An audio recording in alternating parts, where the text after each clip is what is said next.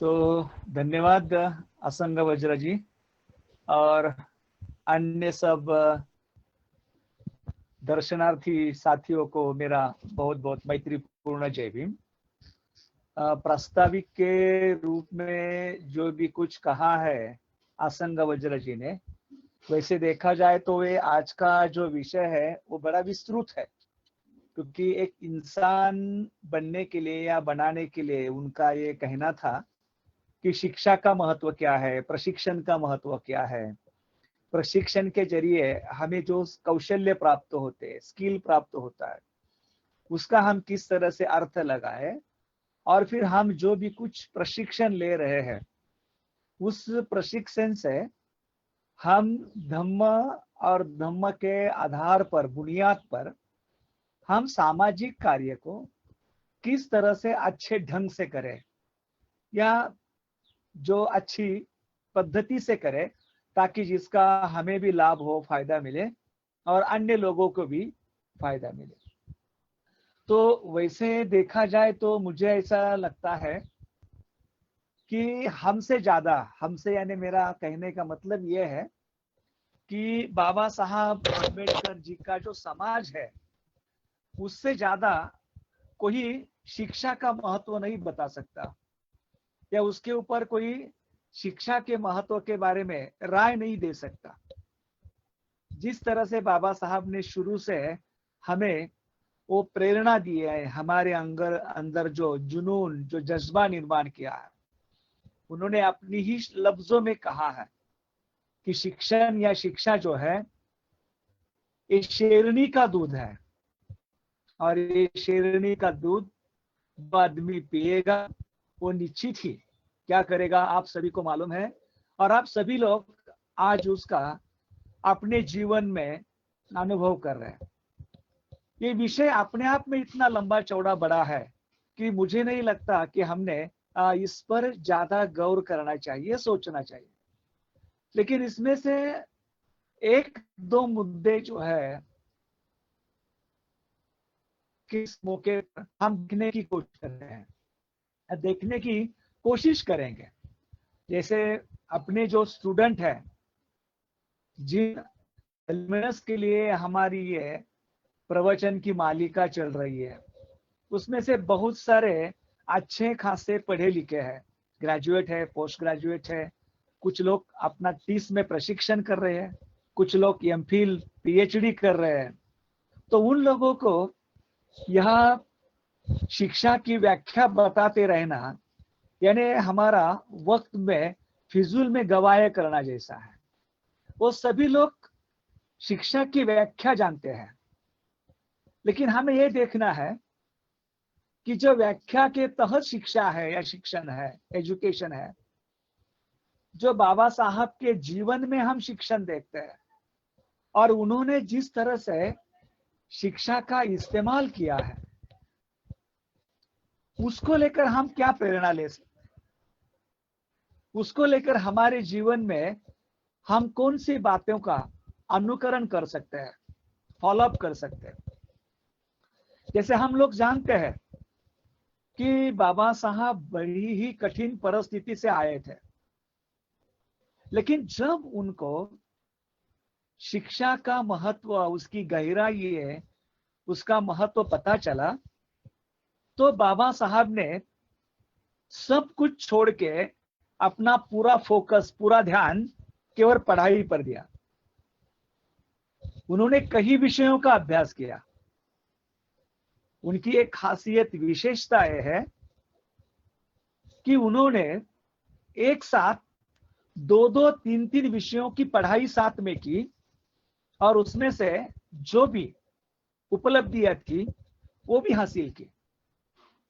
लेकिन एक बात हमें पता चलती है कि जिन भी विषयों में बाबा साहब ने पढ़ाई की, उन सभी विषयों में बाबा साहब की स्वयं की मास्टरी थी। He was a master of that subject. फिर वो समाजशास्त्र हो, अर्थशास्त्र हो, कानून हो, कॉन्स्टिट्यूशन हो, हिस्ट्री हो, एंथ्रोपोलॉजी हो, हम देखते हैं कि उन्होंने अर्थशास्त्र का जो अध्ययन है वो इतनी गहराई में किया था कि आज के कई अर्थशास्त्री जो है वो बाबा साहब को उस क्षेत्र में अपने गुरु के तहत, अपने पिता के तहत मानते हैं। बाबा साहब जिनकी पढ़ाई एक सदी पुरानी है, फिर भी उन्होंने जो अध्ययन किया है, उनकी जो विषय की गहराई है, उस गहराई को हमने अनुभव करना है और हम भी हमारी जो पढ़ाई है उस गहराई तक करने चाहिए। केवल डिग्री हासिल करने के लिए या हम उस विषय में पास हुए हैं ये बताने के लिए हमारी पढ़ाई नहीं होनी चाहिए। शिक्षा से हमें जानकारी मिलती है, हमें ज्ञान मिलता है। उस ज्ञान के तहत हमारे जो अधिकार है, हमारे जो कर्तव्य है, जो भी कुछ हमारे लिए न्याय अन्याय की बातें हैं, अच्छा क्या है बुरा क्या है, हम हमारे ज्ञान से सीखते हैं। जो नॉलेज, जो इंफॉर्मेशन हमें मिलती है, हमारी जिम्मेदारियां क्या है उसका हमें एहसास होता है। और इसीलिए हम कभी कभी बोलते हैं ना कि पढ़े लिखे लोग और अनपढ़ लोग उसमें क्या फर्क होता है। तो कम से कम पढ़े लिखे लोगों को इस बात का एहसास होता है कि जीवन कैसे जीना चाहिए, इंसानियत को कैसा बरकरार रखना चाहिए। उनकी जो संवेदनशीलता होती है, उस संवेदनशीलता का उन्हें कुछ अनुभव या कुछ एहसास होता है।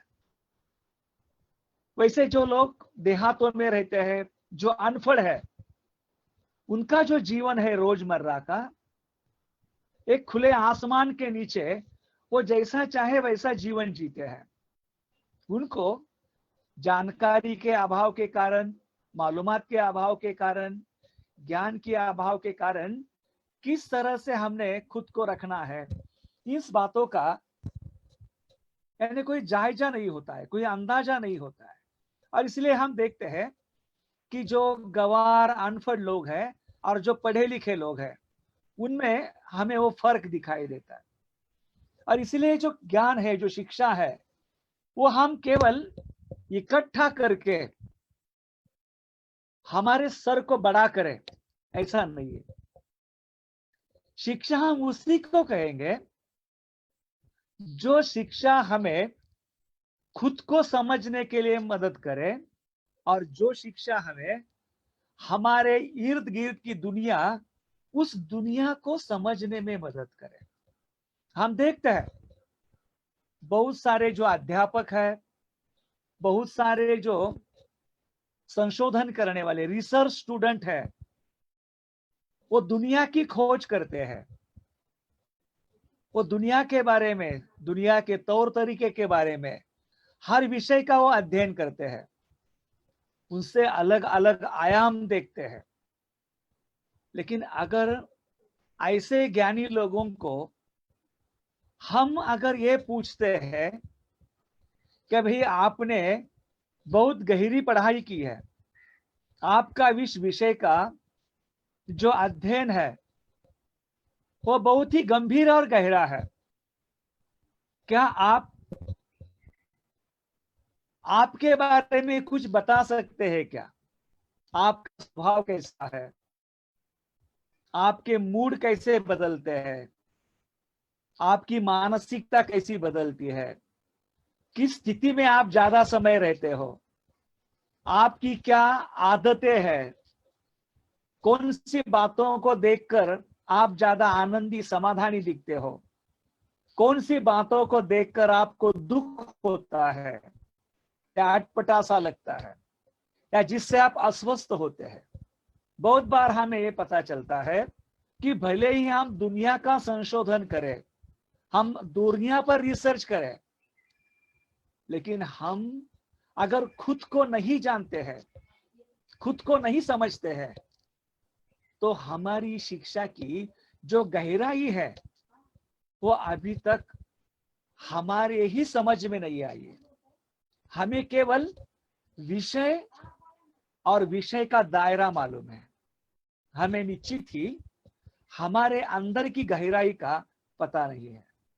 बहुत बार हम देखते हैं कि अगर हमें कोई पूछता है कि मेरे मित्र, क्या आपके जीवन में आपका क्या मकसद है, क्या आपका विजन है, क्या आपका गोल है, तो बहुत बार हमें उस समय पता चलता है कि हमने तो हमारे जीवन के बारे में कभी सोचा ही नहीं है।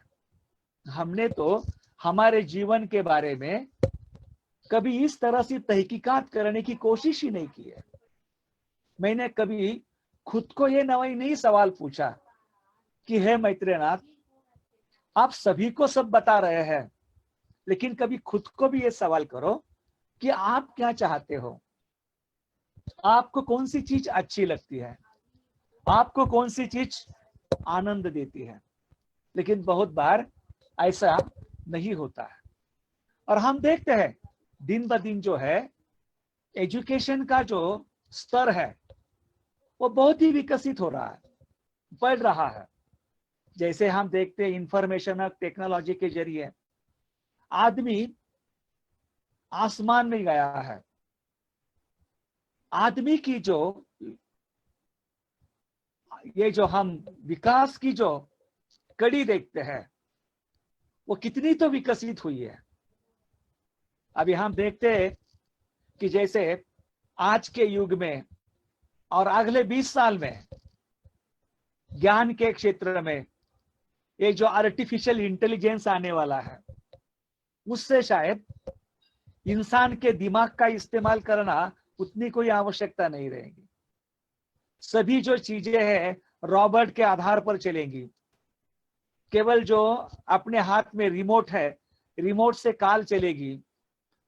हम देखते हैं कि ये कोरोना के कारण जो लोगों के अंदर कोरोना के फैलाव का डर पैदा हुआ है, तो हमारे नागपुर में वहां के तकनीकी विभाग ने जो रेलगाड़ी के जो डिब्बे होते हैं, उस डिब्बे को साफ करने के लिए,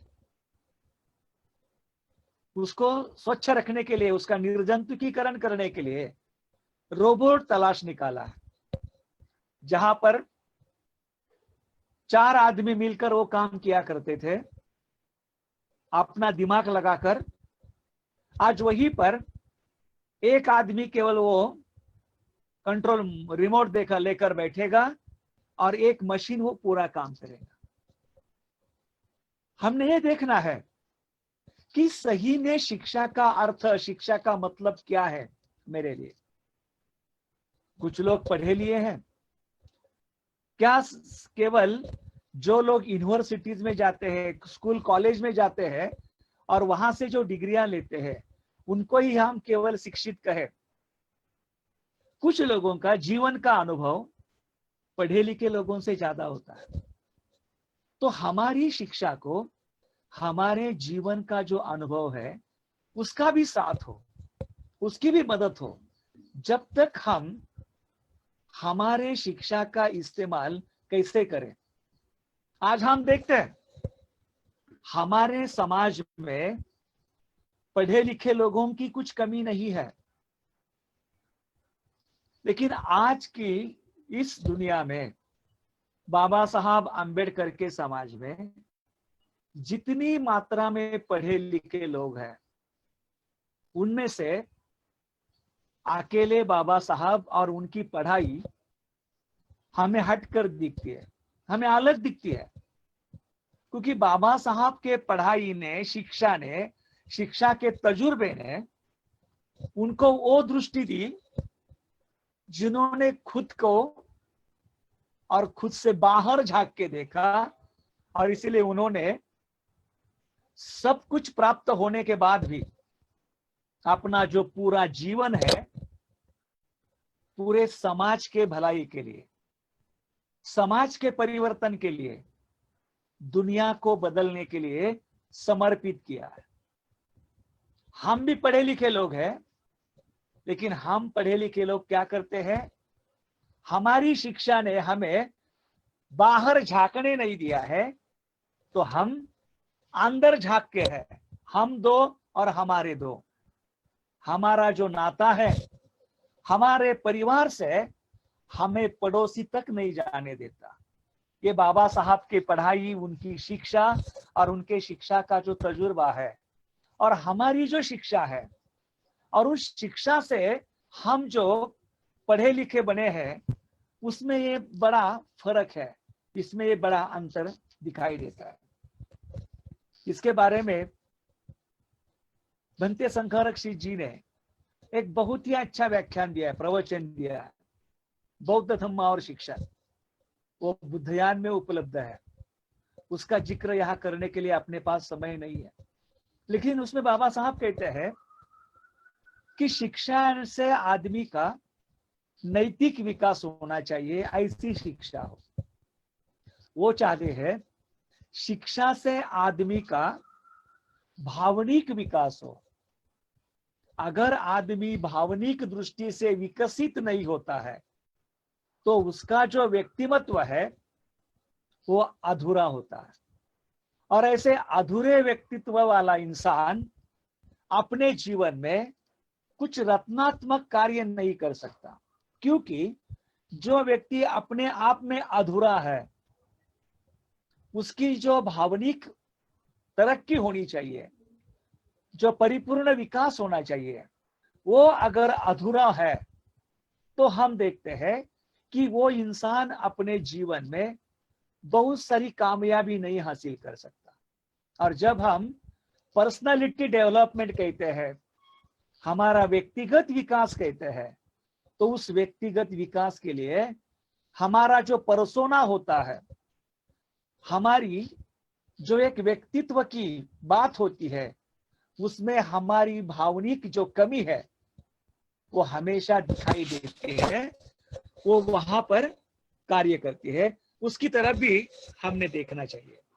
और तीसरी बात जो बाबा भंते जी उसका जिक्र करते हैं, उन्होंने और भी बातें कही है, मैं केवल 3 बताना चाहता हूं कि हमारी शिक्षा ने हमारे अंदर सामाजिक जानीव यानी सामाजिक जागृति की भावना निर्माण करनी चाहिए। हम किसी के कोई लगते हैं, और जो दुनिया में लोग हैं उनके साथ हमारा कुछ कर्तव्य है, और उस कर्तव्य को निभाना ये हमारा फर्ज है। इंसान ने इस बात को नहीं भूलना चाहिए। तो आज की शिक्षा क्या हमें इस तरह से नैतिकता का विकास करने के लिए, हमारी भावनिक विकास करने के लिए, हमारे अंदर सामाजिक जागृति निर्माण करने के लिए किस हद तक मदद करती है, इसके बारे में भी हमने निश्चित रूप से सोचना चाहिए। मैंने जैसे शुरू में कहा कि बहुत बड़ा विषय है। जिन्होंने शिक्षा पूरी की है, जो कॉलेज में नहीं जा सकते हैं, जो कॉलेज में नहीं गए हैं, आप जहां हो, जैसे हो, वहीं से भी आप जीने के लिए, औरों के साथ कैसे जी सकते हैं, इसकी जो बातें है अपने अनुभव से सीख सकते हैं, अपने तजुर्बे से सीख सकते हैं। आपके अंदर केवल वो पढ़ाई जारी रखने का जज्बा चाहिए। जैसे हम कहते हैं कि हर इंसान अलग अलग पद्धति से सीखता है, फिर वो शिक्षा फॉर्मल हो, वो शिक्षा इनफॉर्मल हो, वो शिक्षा औरों का अनुकरण करते करते, औरों के साथ रहते हुए कुछ सीखने की बातें हो, लेकिन हर दम हर पल हम कुछ ना कुछ सीखते रहते हैं। तो ये जो अपनी सीखने की जो बात है वो हमने जारी रखनी चाहिए। लेकिन बाबा साहब का जो उदाहरण है, जिस विषय पर हम पढ़ाई करते हैं, विश्व विषय के हम स्वामी हो, विश्व विषय पर हम प्रभुत्व निर्माण करें, उसमें हमारी श्रेष्ठता हो, उसमें हम निश्चित रूप से एक अच्छा हमारा विश्वास हो। हम देखते हैं कि आदमी तभी विश्वास के साथ बात करता है जब उस आदमी को उस विषय की गहराई होती है। और इसलिए बहुत बार लोग ये कहते हैं कि कॉन्फिडेंस जो है हमारे अंदर, कॉन्फिडेंस जो निर्माण होता है वो हमेशा हमारी जो कॉम्पिटेंसी होती है, विषय का ज्ञान, विषय की गहराई, विषय की जानकारी, उससे निर्माण होती है। और मुझे लगता है हमारे जो सभी एलुमिनस है जो अपने अपने क्षेत्र में पढ़ रहे हैं, कुछ लोग पढ़ते पढ़ते कार्य भी कर रहे हैं, कुछ लोग पढ़ते पढ़ते और जॉब भी कर रहे हैं, लेकिन ये जो पढ़ाई का सिलसिला है, हमारा शिक्षित होने का सिलसिला है, वो हमारे जीवन में हमने हमेशा चालू रखना चाहिए। लेकिन उससे केवल हम रट रट कर पंडित नहीं बन रहे हैं, केवल बातें हम मुंह जबानी पाठ कर नहीं कर रहे हैं, इस पर हमारा ध्यान हो, उसका हमें एहसास हो, उसका हमें अनुभव हो कि हम निश्चित रूप से जो शिक्षा ग्रहण कर रहे हैं उस शिक्षा का हमारे जीवन में कोई मतलब है, हमारे जीवन में कहीं उसका अर्थ है। फिर जब दूसरी बात हम कहते हैं कि शिक्षा के साथ साथ आदमी को अपने जीवन में सही प्रशिक्षण, या जिसे हम कहते हैं कभी कभी ये ट्रेनिंग की आवश्यकता है। और आजकल की दुनिया में हम देखते हैं ये जो प्रशिक्षण या जो ट्रेनिंग है, इसको कारपोरेट जगत में, बाहर की दुनिया में एम्पावरमेंट के अर्थ से इस शब्द को इस्तेमाल किया जाता है कि आपकी क्षमता बढ़ाए। और एम्पावरमेंट जो है, इस एम्पावरमेंट को हम दो तरह से देख सकते हैं। एक दुनिया के तहत देख सकते हैं, और एक हो सकता है इसका हमारे बौद्ध जगत में क्या हम अर्थ लगा सकते हैं, या उसको हम कैसे समझ सकते हैं। तो ये प्रशिक्षण जो है, प्रशिक्षण के भी अलग अलग भिन्न आयाम है, कई प्रशिक्षण उपलब्ध है, लेकिन हम बात करेंगे जिस प्रशिक्षण से हम गुजरे हुए हैं, उससे जो ट्रेनिंग हमने हासिल किया है। आप सभी लोगों ने, जो सीनियर या पुराने लोग होंगे, उन्होंने 11 महीने का ट्रेनिंग हासिल किया है। जो नए लोग हैं उन्होंने 8 महीने का ट्रेनिंग हासिल किया है। जब आप लोग नागलोक में आए, नागलोक में दाखिल हुए, तो आपको किसी विषय का ज्ञान नहीं था, ऐसा नहीं है। आप निश्चित ही 12वीं कक्षा पास होकर वहां आए थे। फिर कोई कला शाखा का विद्यार्थी होगा, कोई विज्ञान का होगा, साइंस स्टूडेंट होगा, कोई कॉमर्स स्टूडेंट होगा। कुछ ऐसे भी लोग थे कि जो दाखिल हुए तभी वो स्नातक थे, लेकिन आपको हमारे यहाँ नागलोक में शुरू से कुछ बातें पढ़ाई गई। कुछ लोगों का वो बातें पढ़ने के लिए रेजिस्टेंस भी था, विरोध भी था। उनको वो बातें थोड़ी बोरिंग लग रही थी, क्योंकि उनकी मूलतः उस विषय की पढ़ाई हो गई थी। लेकिन हम दोबारा क्यों पढ़ा रहे थे? क्योंकि दोबारा उन बातों को उजागर करके, उन बातों को प्रत्यक्ष अभ्यास रूप में लाना, यह प्रशिक्षण का अर्थ है। हम जब हमारे स्कूल, कॉलेज या यूनिवर्सिटी में पढ़ते हैं, तो वहां पर हमारा जो शिक्षा पद्धति है हमारी, वो इंटरैक्टिव नहीं होती है। टीचर आता है, वो 40-45 मिनट छात्रों को पढ़ाता है, समझाता है, वो चला जाता है। लेकिन प्रशिक्षण के दौरान छात्रों को पढ़ाया जाता है, उसके ऊपर गौर करने को, सोचने को समय दिया जाता है, उसके ऊपर उनका खुद का मत प्रदर्शित करने के लिए यानी उनकी सोच बनाने के लिए उनको मौका दिया जाता है। और जब इन 3 स्तर से आदमी उन बातों को हासिल करता है तो फिर आपने देखा होगा, आपने अनुभव किया होगा कि फिर उन्हीं बातों को आपको जीवन में ढालने को एक परिस्थिति में वहां रखा गया था। जैसे हो सकता है आनापान सती ध्यान हो या मेत्ता भावना ध्यान हो, इन दोनों ध्यानों का थियोरेटिकल इंफॉर्मेशन या जानकारी आपको दी थी, लेकिन जब तक आप ध्यान की अवस्था में 2 महीने तक वहां बैठे नहीं, अनुभव किया नहीं, तब तक ध्यान ये क्या विषय होता है और उस विषय से हमारे मन का क्या संबंध है,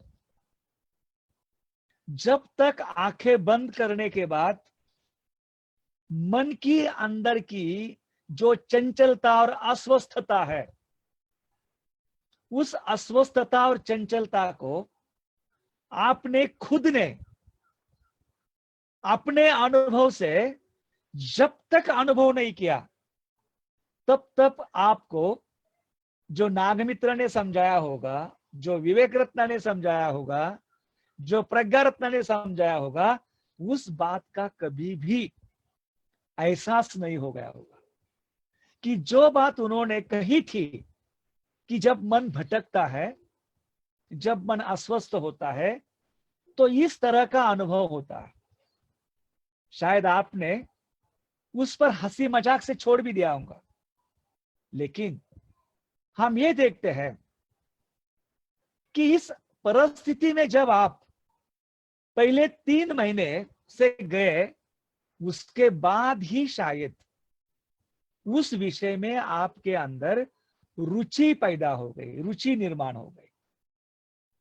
जैसे आप देखते होंगे कि गाथाओं का पठन करना एक बहुत ही बोरिंग या यांत्रिक तरीके का कार्य होता है, लेकिन नागलोक के छात्रों को उस प्रशिक्षण में जिस तरह से तैयार किया है और जिस तरह से वो आज भी गाथाओं का पठन करते हैं, वो एक बहुत ही गहरी उनकी अनुभूति है। वो एक तरह से उनकी साधना है। जो बातें 10 साल आपको पढ़ाई गई है, आज भी हम किसी छात्र को कहते हैं चल बाबा करने मेत्ता सुत्त का पठन कर, वो वही लय में आज भी उसका पठन करता है। उसमें कई सारी बातें एक प्रशिक्षण के तौर पर आपसे करवा कर ली है। जब आपसे कुछ बातें करवा कर ली है तो आपने ये अनुभव किया होगा कि उस समय आपका जो मन है उन बातों को करने के लिए कितना प्रतिरोध करता होगा, कितना विरोध करता होगा।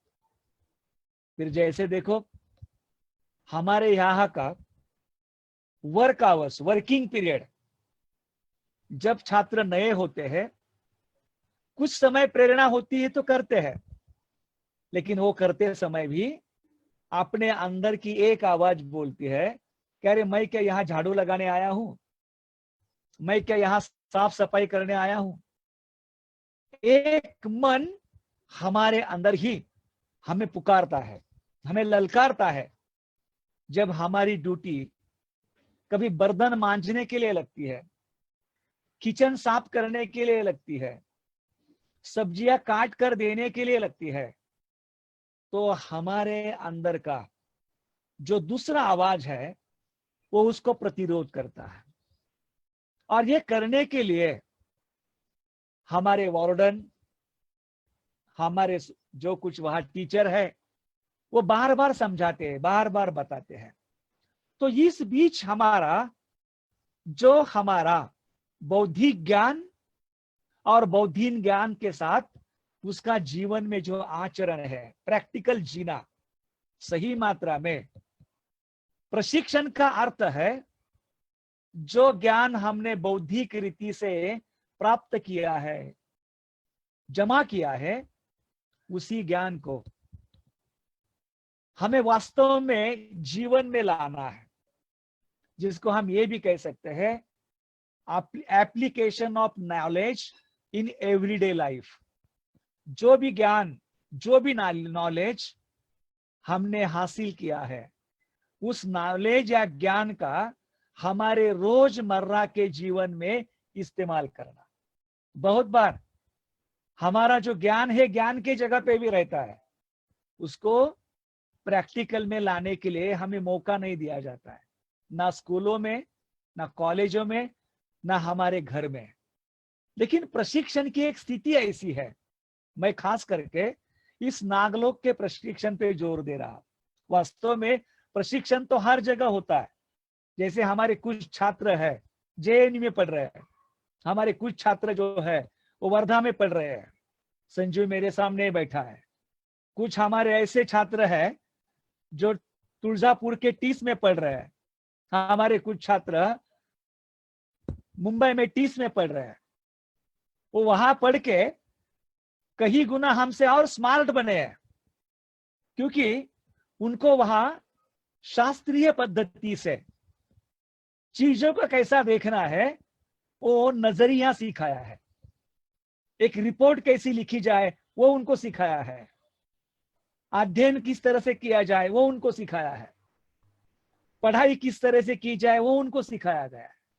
लेकिन वो सीखने के लिए, उसके प्रति ग्रहणशील होने के लिए नागलोक के प्रशिक्षण ने उनकी जीवन की बुनियाद रखी है। नागलोक के प्रशिक्षण ने हमें वो जज्बा दिया है, हमें वो विजन दिया है कि जीवन में कुछ प्राप्त करना है, जीवन में हमें कुछ हासिल करना है। और फिर हम देखते हैं कि इसी तरह से जैसे आपको धम्म की बातें पढ़ाई होगी, उसी तरीके से हम देखते हैं कि हमें वहां पर कुछ सामाजिक बातें भी पढ़ाई है, सोशल वर्क के तरीके कि हम किस तरह से कम्युनिटी ऑर्गेनाइजेशन कर सकते हैं, किस तरह से सोशल ट्रांसफॉर्मेशन के लिए काम कर सकते हैं, किस तरह से संस्था का पंजीकरण कर सकते हैं, किस तरह से मैनेजमेंट चला सकते हैं। बहुत बातें आपको वहां निश्चित रूप से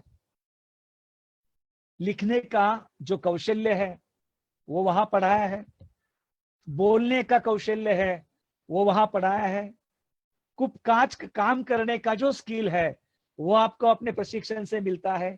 फिर वो प्रशिक्षण नागलोक में हो या वो प्रशिक्षण नागलोक के बाहर हो। बहुत बार आज हम दुनिया में जाकर दुनिया की स्पर्धा में है, और मुझे लगता है कि उस दृष्टि से हमें हमारे इस प्रशिक्षण में कुछ करना या कुछ सीखना जो है वो निश्चित रूप से जरूरी है। जैसे कि हम देखते हैं बहुत बार हम जिस तरह से जीते हैं, फिर हमारा वो जो जीवन है वो नागलोक में हो, हमारे गांव घर में हो, या हम कहीं पर जहां रहते हो पढ़ते हो वहां पर हो। एक बात हमारे यहाँ लोगों में कमी दिखाई देती है और वो होती है अपना स्वयं का टाइम मैनेजमेंट, समय का व्यवस्थापन। अगर हमारे जेब में से 10,000 रुपए चोरी जाते हैं, हमारा कोई सोने का गहना हो वो कहीं चोरी होता है, हमारी कोई कीमती चीज चोरी हो जाती है, तो भले ही वो चीज चोरी हो गई होगी, वो आपके पास से गई होगी, लेकिन वो कहीं तो सर्कुलेशन में होगी, किसी को मिली होगी, और जिसको मिली होगी उसके वो उपयोग में आएगी। फिर वो गहना हो, वो पैसा हो या कोई कीमती चीज हो। लेकिन जब हमारे रिस्ट वॉच में से हम 10 मिनट गंवाते हैं तो घड़ी का कांटा पीछे करके हम उन बीते हुए 10 मिनट को वापस नहीं ला सकते। हमारे जीवन में का 1 घंटा गया मतलब वो निकल गया, वो दोबारा वापस नहीं आएगा। हमारे जीवन में से 1 दिन गया, इसका मतलब गया, वो दोबारा वापस नहीं आएगा। और इसी तरह से मेरे साथियों, समय सबसे कीमती है, समय सबसे मूल्यवान है। और अगर हमें हमारे जीवन को इस प्रशिक्षण के तौर और प्रशिक्षित करना है और प्रशिक्षित रखना है, तो हमें जो 4 क्वाड्रेंट बताए हैं, urgent, important, not urgent, not important. अभी आप सब लोग पढ़े लिखे हैं, गूगल का आपके दिलो दिमाग पर प्रभाव है, वहां जाकर आप ढूंढ सकते हैं और वहां से आप अपने जीवन का और अपने जीवन में जो महत्वपूर्ण कार्य और महत्वपूर्ण काम है उनका आप नियोजन बना सकते हैं, उनका आप प्लानिंग बना सकते हैं। तो हो सकता है मेरा ये प्रवचन होने के बाद जो 4 क्वाड्रेंट की जो टीचिंग है, टाइम मैनेजमेंट, टाइम मैट्रिक्स, उसको जरूर देखो, उसको जरूर आप समझने की कोशिश करो और उस हिसाब से अपने जीवन का प्लानिंग करो, अपने जीवन का नियोजन करो। नहीं तो हम हमेशा अपना जो जीवन है वो क्राइसिस में जीते हैं, दबाव में जीते हैं। हमेशा हम अपना जो जीवन है वो जो सामने आता है उसके साथ लड़ने में ही गुजारते हैं। तो हम हमारा जीवन डिसिप्लिन के साथ, अनुशासन के साथ, नियोजन के साथ जीना चाहिए और इसका हमें स्वयं प्रशिक्षण लेना चाहिए और उस प्रशिक्षण के बलबूते पर हमें रहना चाहिए। बहुत बार हम देखते हैं कि आपको प्रशिक्षित किया गया है और प्रशिक्षित करते समय आपके जीवन में उपयुक्त ऐसी कुछ बातें आपको बताई है, आपने वो बहुत अच्छी तरह से स्वीकार भी की है। लेकिन बहुत बार यूं होता है, जब हम हमारे घर में जाते हैं या जब हम हमारे पढ़ाई के रेस में रहते हैं, तो प्रशिक्षण के लिए या प्रशिक्षण के समय, माफ करना, जीवन के लिए जो महत्वपूर्ण बातें बताई है वो महत्वपूर्ण बातें हम भूल जाते हैं और वही महत्वपूर्ण बातें शायद हमारा जीवन महत्वपूर्ण बना सकते हैं। और उन बातों को भूलने के कारण हम देखते हैं कि हमारा ही प्रशिक्षण हमें कभी कभी कमजोर करते रहता है, कमजोर दिखाई देता है। मैं आपको एक छोटी सी कहानी बताना पसंद करूंगा। एक युवक था, बहुत अच्छा था, उसकी तबीयत वगैरह अच्छी थी, लेकिन अनपढ़ था, पढ़ा लिखा नहीं था और इसी के लिए उसको कुछ काम नहीं मिलता था। लेकिन वो शक्तिवान होने के कारण उसके एक दोस्त ने उसको बताया, अरे जहां पर पढ़ाई का कुछ मतलब नहीं है, ऐसा तो कुछ काम तू कर ले। तो बोले ठीक है, तू बता मुझे ऐसा कौन सा काम है। तो बोले देख, इस काम के लिए आपके पास ज्यादा पूंजी की भी आवश्यकता नहीं है। अगर आपके पास कोई आरी है या कोई कुल्हाड़ी है, उतना काफी है। वो लेकर किसी जंगल में जा, जिस मालिक का वो जंगल है उस मालिक को हमेशा पेड़ काटने के लिए आदमी की जरूरत होती है। तू वहां जाकर पेड़ काटने का काम कर। वो वहां जाता है, ताकत भी होती है, आरी बहुत तेज होती है, वो बस पेड़ काटते रहता है। पहले दिन 15 पेड़ काटता है, दूसरे दिन 15 पेड़ काटता है, तीसरे दिन 13 का पेड़ होते हैं, चौथे दिन 11 पेड़ होते हैं, बाद में 9 होते हैं, बाद में 4 होते हैं। उसको भी ऐसा पता नहीं चलता कि ऐसा क्यों हो रहा है। फिर वो मालिक उसको पूछता है, अरे भाई मैं तेरा हिसाब देख रहा हूं, तूने पहले दिन 15 पेड़ काटे, तूने दूसरे दिन 15 काटे, तूने तीसरे भी दिन 13 पेड़ काटे, बाद में 11 हो गए, बाद में 9, और फिर सीधा तू 5 पर आ गया। वो बोलता देखो ना मालिक, मेरी कुछ समझ में नहीं आ रहा है, मैं भी वही हूं, मेरा हौसला जुनून भी वैसा ही है, मेरी आरी भी वही है। फिर वो मालिक जरा गहरा अनुभवी होता है, वो देखता है, अरे जरा दिखाओ तो तेरी आरी कैसी है। अरे तो बोलता तू आरी जिस दिन से लाया उस दिन से वैसी है क्या? तो बोले हाँ। अरे बोले तू जिस काम को कर रहा है, तुझे कम से कम एक बात का तो पता होना चाहिए कि जब तू पेड़ काटता है तो आरी की तेज कम हो जाती है, उसको बार बार तेज करना पड़ता है, तभी पेड़ की कटाई उतनी होगी जितनी तूने पहले दिन की। आपको शायद ये कहानी सुनकर हंसी आ गई होगी कि इस कहानी का आप लोगों का और प्रशिक्षण का क्या ताल्लुक है। प्रशिक्षण के दौरान आपको जो आनापान सती और मेत्ता भावना जो पढ़ाई गई है, ये दूसरा तीसरा कुछ भी नहीं है। आपकी जो आरी है ना, दिमाग की और दिल की, उस आरी को तेज करने का वो माध्यम है। उस आरी को ज्यादा तेज बनाने का वो साधन है।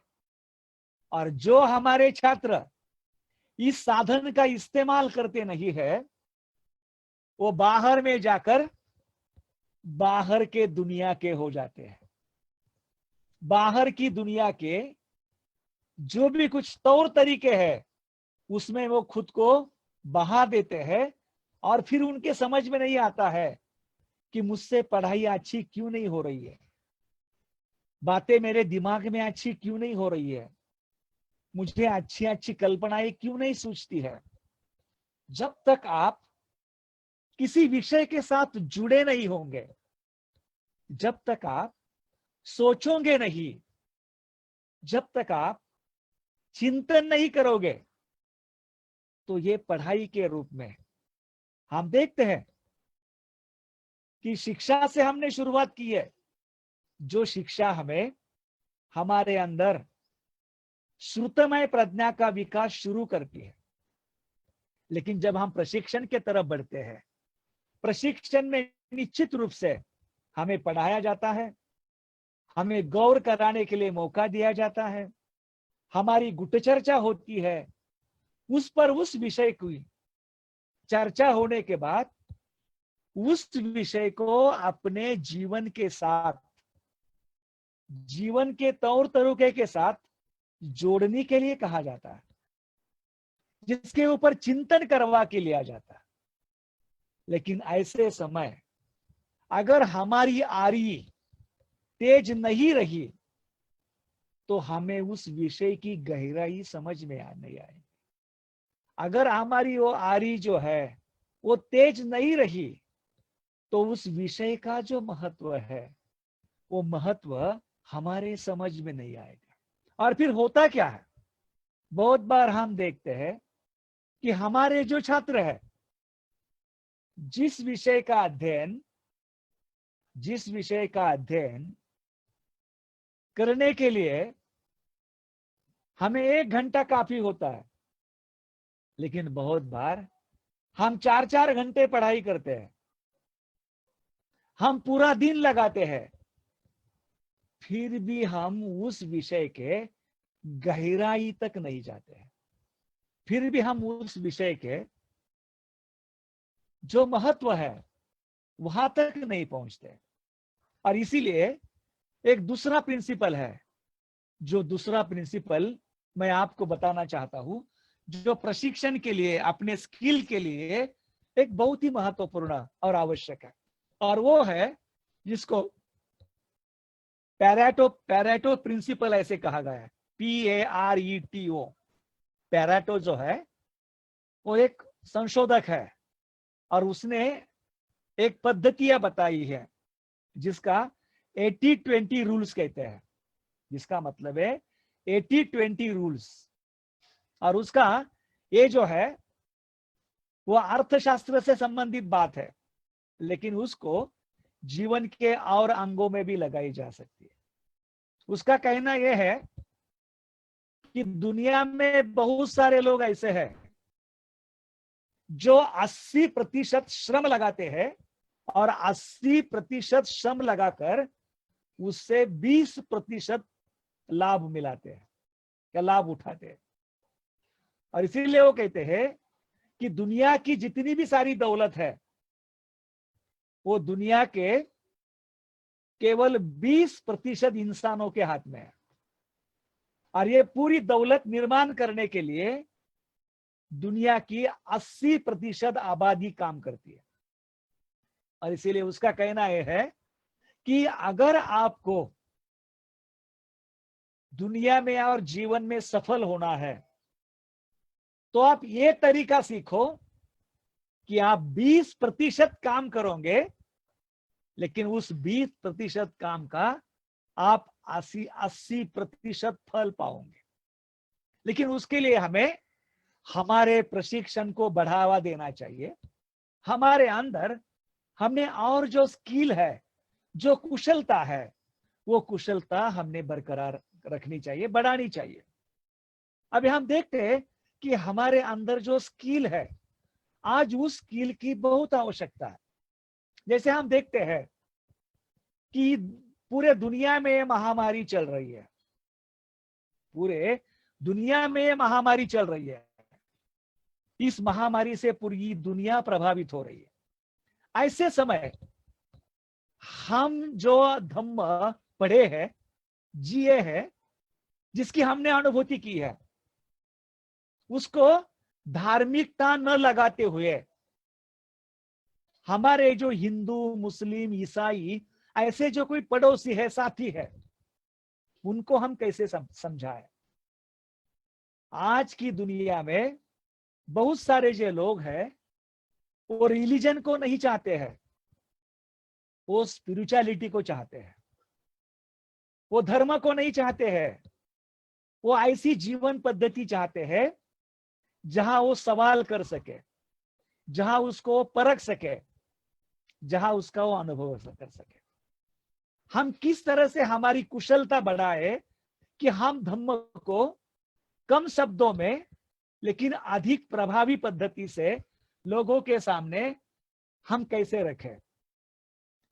मेडिटेशन है, ऐसी कठिन परिस्थिति में हम मेडिटेशन को कैसे पढ़ाए, लोगों को किस तरह से इसका महत्व उनको अवगत कराए, ताकि सर पर कोरोना का, मौत का डर भी मंडरा रहा है।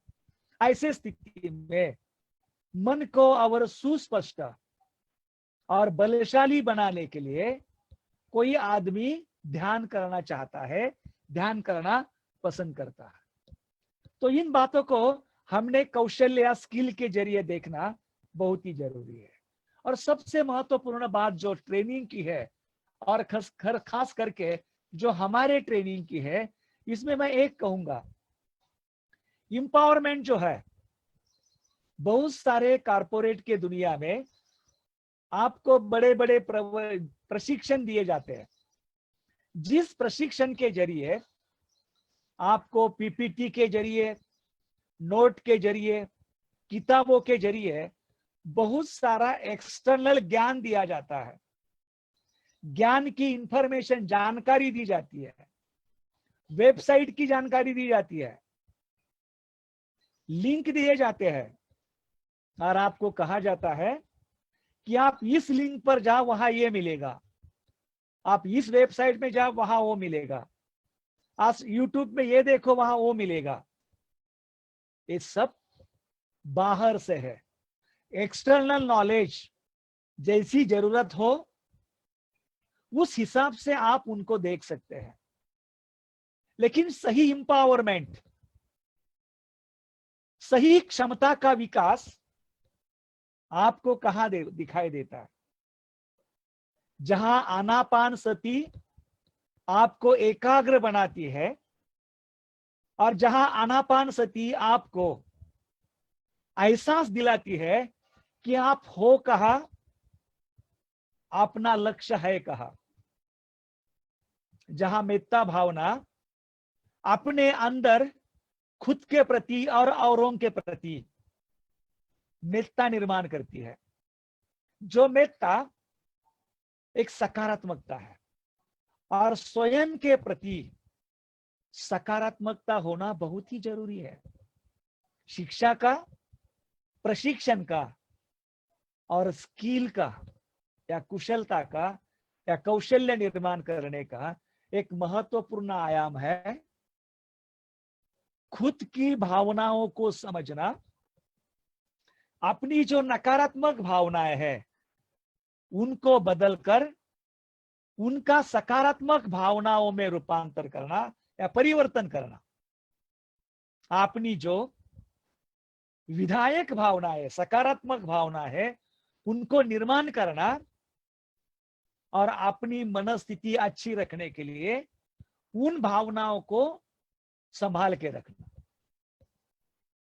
आर्याष्टांगिक मार्ग का जो 6वां अंग है सम्यक व्यायाम, उसमें इस बात को बताया गया है। लेकिन शिक्षा, शिक्षण, प्रशिक्षण, स्किल डेवलपमेंट, इसमें हमें ये स्किल आना बहुत जरूरी है। इसके जरिए हमारे अंदर से हमारी एम्पावरमेंट हो, हम अंदर से सक्षम बने, ताकि बाहर के ज्ञान को, बुद्धि को, जानकारी को, इंफॉर्मेशन को हम परख कर ले, जितना अच्छा हो उतना उसका इस्तेमाल करें, जो अच्छा नहीं है या काम का नहीं है उसको हम भली भांति छोड़ दें। आप जब प्रशिक्षण के दरमियान रहे हो, हमारे सबसे जो वहां के ज्येष्ठ अध्यापक है विवेक रत्न जी, उन्होंने आपको हमेशा हमारी संस्था की जो पार्श्वभूमि, पूर्व पार्श्व पीठिका है त्रिरत्न बौद्ध महासंघ, उसके जरिए धम्म मित्र, धम्मचारी बनना, दूसरी भाषा में हम कहेंगे कि अपना पारमार्थिक विकास भी करना और सामाजिक काम को भी बढ़ावा देना।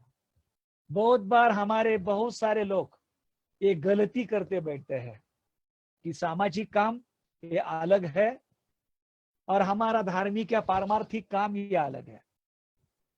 इसका अर्थ ये होता है कि हमें सही रूप से धम्म ही समझा नहीं है। अगर बुद्ध को यही लगता कि सामाजिक और धार्मिक काम अलग अलग है, तो अपने पहले वर्षावास के अंत में बुद्ध अपने अरहंत शिष्यों को क्यों ऐसे कहते, बहुजन हिताय बहुजन सुखाय, चरत भिक्खवे चारिकम, बहुजन हिताय बहुजन सुखाय, अत्ताय हिताय लोकानुकंपाय। लोगों के प्रति जो आपके हृदय में अनुकंपा है, उस अनुकंपा के साथ आपको चारिका करते रहना है, और वो चारिका बहुजनों के हित के लिए है और बहुजनों के सुख के लिए। बहुजनों का हित, बहुजनों का सुख, यही बहुजनों को दुख मुक्ति का मार्ग है। या दुख से मुक्ति का कार्य है। और अगर हमारा सामाजिक कार्य इस दुख के मुक्ति के कार्य में हम नहीं बिठा सकते हैं, तो शायद हमें हमारी जो जानकारी है हासिल की हुई, वो या तो बेबुनियादी है या उसका कोई अर्थ हमें ठीक से समझ में नहीं आया है। उस बात को हमें गंभीरता से ध्यान में लाना है, समझना है। एक बहुत ही सादी शिक्षा है। आप पंचशील ले लो। शील हिंसा से संबंधित हो, चोरी से संबंधित हो, व्यभिचार से संबंधित हो, वाचा से संदर्भित हो, या मद्य तथा मादक पदार्थ के सेवन के बारे में हो। ये सभी शील जो है ना, उस शीलों का आचरण औरों से जुड़ा हुआ है। किसी एक व्यक्ति को शील या सदाचार की आवश्यकता नहीं है। शील या सदाचार तब निर्माण होता है जब एक व्यक्ति दूसरे व्यक्ति के करीब आता है और दो व्यक्तियों का अपना नाता शुरू होता है। और इसीलिए हमारा जो धम्म का कार्य है, वो कार्य बाबा साहब ने बताए हुए बोधिसत्व के तरीके का काम है। आपको धम्म मित्र नहीं बनना है, आप वैसे ही रहकर सामाजिक कार्य कर सकते हैं, लेकिन वो धम्म के आधार पर कर सकते हैं। धम्म के आधार पर काम करने के कुछ फायदे भी है, कुछ नुकसान भी हो सकते हैं। लेकिन एक बात देखो, जो भी कुछ हम पिछले कुछ सालों से कर रहे हैं, हमारे पास ज्यादा संसाधन नहीं है, हमारे पास ज्यादा लोग नहीं है जितने की सरकार के पास है। अभी आप देखते हैं, गवर्नमेंट के पास पैसा है, गवर्नमेंट के पास इंफ्रास्ट्रक्चर है, गवर्नमेंट के साथ प्रशिक्षित लोग हैं, मॉनिटर करने के लिए आईएएस ऑफिसर है, लेकिन फिर भी शासन की जो योजनाएं है वो असफल है। वही योजनाएं या परियोजना एनजीओ क्यों सफल कर रही है? अभी आप देख रहे होंगे, ये जो चल रहा है ना कोविड का महाभयंकर महामारी, उसमें 92,000 एनजीओ चैरिटीज सरकार को मदद कर रही है। कल्पना कर सकते हैं। और ये जो 92,000 संस्था वो जो काम कर रही है, वो सरकार से कहीं गुना ज्यादा काम है। लोगों के दर दर जाकर लोगों को दवा देना, खाना बांटना, सेवा करना, वगैरह वगैरह वगैरह। क्यों? कि इन लोगों के पास नियत है, दृष्टि है, काम करने का सुस्पष्ट ऐसा मकसद है। और जैसा उनके पास है वैसा ही अपना त्रिरत्न के पास है। और इसीलिए हमें इन दोनों को साथ जोड़कर आगे चलना है। और उस दृष्टि से हमें अगर हमारा व्यक्तित्व बनाना है, तो हमें हमारी जो पढ़ाई है उस पढ़ाई में श्रेष्ठत्व प्राप्त करना, उसमें मास्टरी प्राप्त करना है। हमारा प्रशिक्षण हमेशा चलता रहेगा। हर नई बात उसे हमें सीखना है, हर नया कौशल्य हमें सीखना है। और हमारा हर जो काम है वो हमारे शरण गमन के दायरे में, यानी हमारे सदाचार के पथ या मार्ग पर, उस दृष्टि से हम कैसा कर रहे हैं उसको अगर हम देखते चले, तो मुझे लगता है कि उससे हम निश्चित ही हमारा काम अच्छा कर सकते हैं और स्वयं को भी हम एक अच्छा इंसान बना सकते हैं। तो मुझे लगता है कि समय बहुत हो चुका है और यहीं पर ही मैं मेरे इन शब्दों को विराम देता हूं। अगर कुछ मेरा रह गया होगा तो एक आधा दूसरा सवाल आता है, तो उस सवाल के जरिए मैं स्पष्ट करने की कोशिश करूंगा। धन्यवाद।